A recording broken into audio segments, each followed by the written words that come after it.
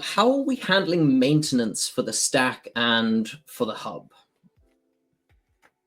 I can talk about that, and also maybe speak to some of the foundation interchaining relationship.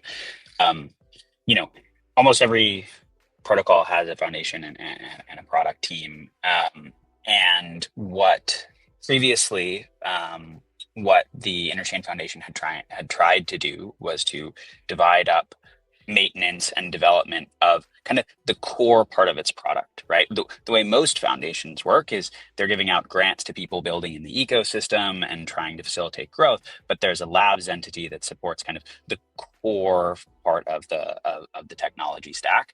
And this sort of change is actually saying like, hey, what we want to transition into is having one team responsible for the maintenance and development of that core, but we're still going to want to have many teams building on it and trying out interesting things and experimenting, like Mag was saying.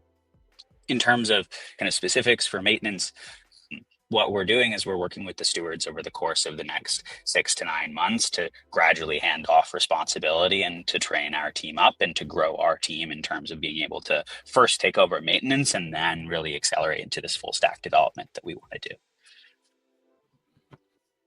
Lovely. Excited for it.